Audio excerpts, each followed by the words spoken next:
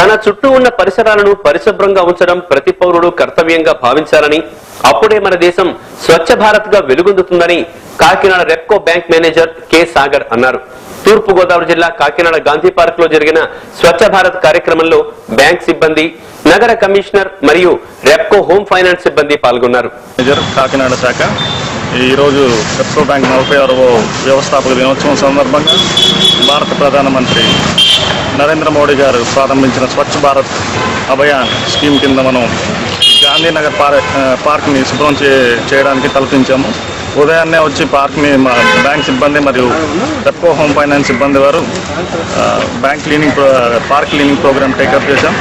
And చాలా extent వరకు clean చేయడం జరిగింది. Still the process going on.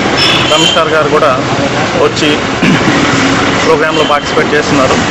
And చాలా గ్రీవెన్సెస్ పార్క్ రిలేటెడ్ గ్రీవెన్సెస్ కూడా కమిషనర్ గారికి దృష్టికి తీసుకెళ్ళడం జరిగింది.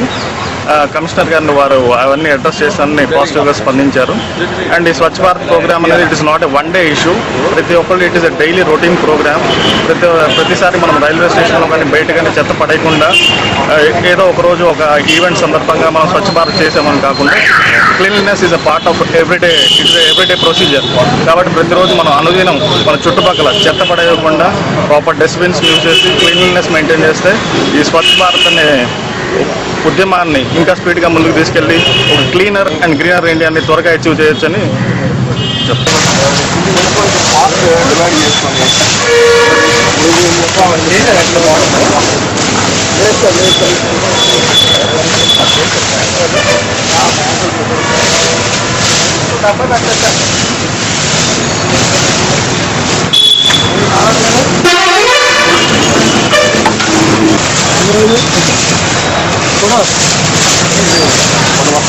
విశాఖ జిల్లా భీమిలిలో ఒక